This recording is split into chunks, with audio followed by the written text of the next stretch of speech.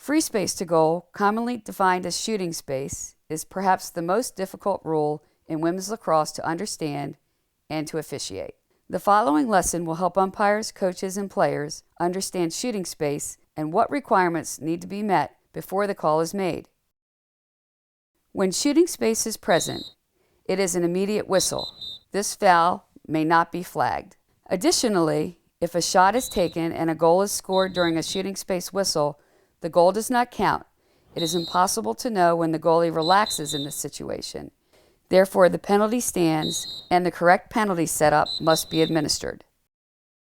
When discussing shooting space, it is important to note that the defenders who are within a stick's length of any attacker, ball carrier, or otherwise are not in the shooting space. Umpires must be positioned to see the space between players to determine whether or not a defender is within a stick's length.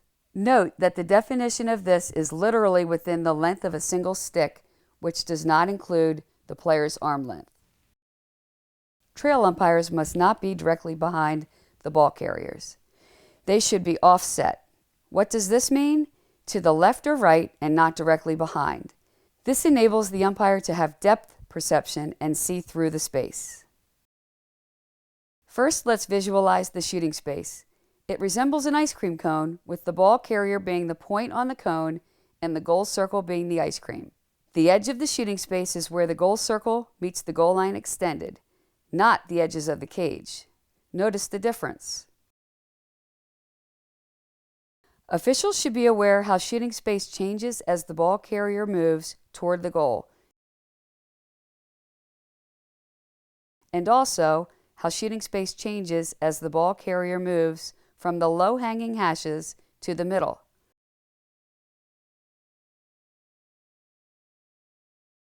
Players are allowed to have their sticks in the shooting space lane as long as their body remains safely out of the lane. In the two-person system, the lead official will be looking up at the shooting space lane on her side, and the trail official will be offset looking down the lane for shooting space.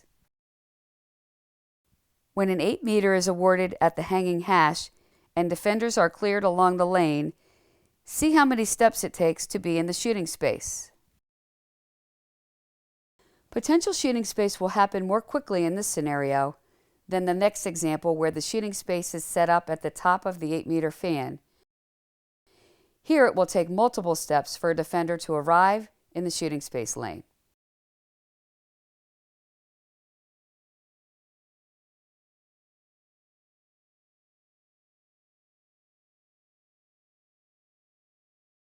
The first criteria for a shooting space call is that the attacker must be looking to shoot.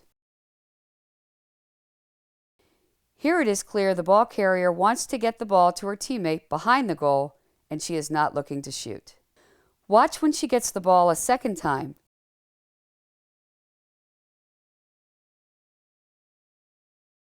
She is clearly looking to shoot. This is something the umpire judges based on circumstances of the play and visual cues from the ball carrier. Watch how differently the player looks when she is looking to shoot. The next criteria needed to make a shooting space call is that the ball carrier must have the opportunity to shoot. This means the game situation presents the attacker a clear and safe way to shoot.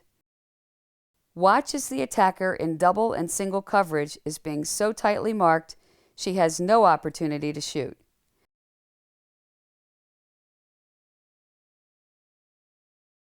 It is always the shooter's responsibility to shoot safely. She may not shoot through defenders if the defenders are within a stick's length of her or are within a stick's length of her teammates. The following scenes show familiar game situations where shooting space is not present. Defenders who stay with cutters within a stick's length who are being drawn through the shooting space by attackers are not in shooting space.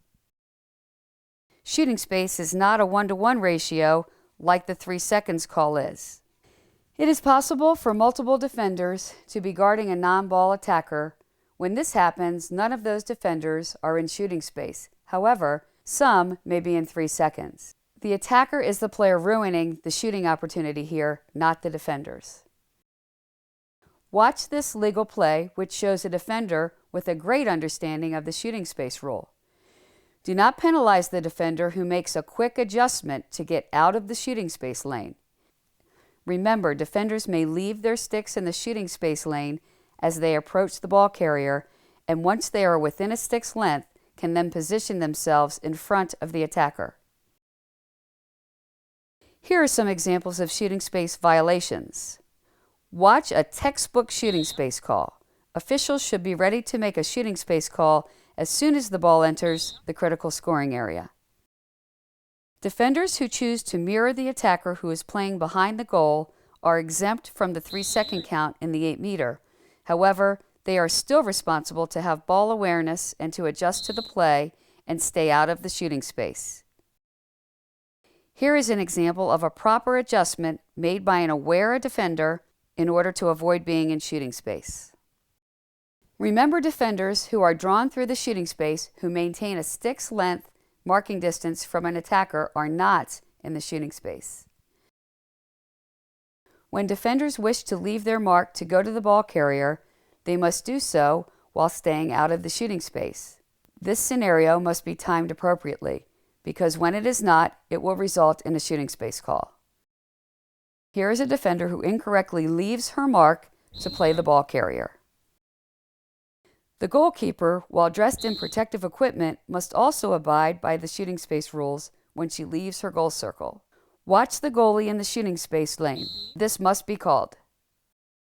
Zone defenses can lead to shooting space being present, since defenders will often be positioned just above the 8-meter but not marking an attacker.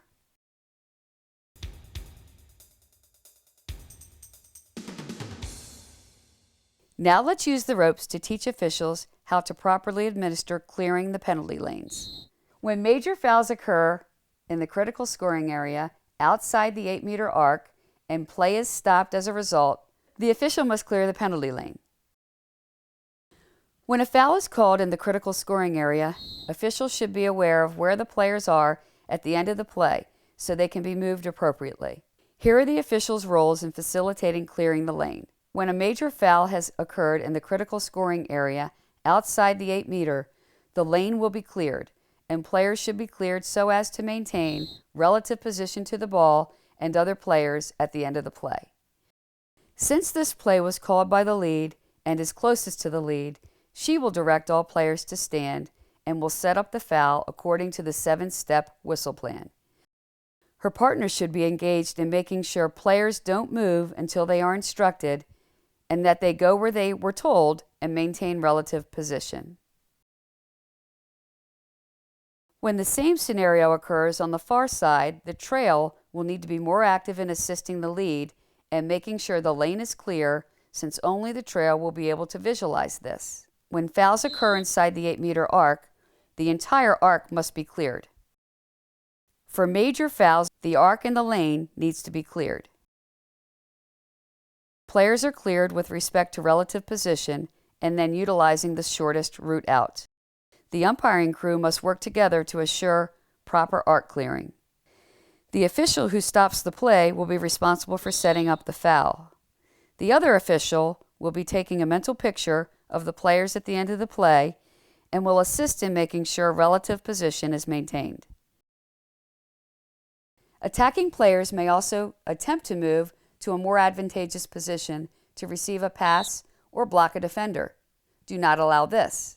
Players will attempt to move to the most advantageous position or will move before they are instructed in order to be at a hash closest to the shooter. Do not allow this. Players often do not understand the rules by which umpires clear the arc. You can use language to help them, such as clear out like spokes on a wheel or rays of sunshine. They must understand that positioning is not awarded on a first-come, first-served basis. Insist they stand until they are directed to move to avoid players jockeying for hash marks.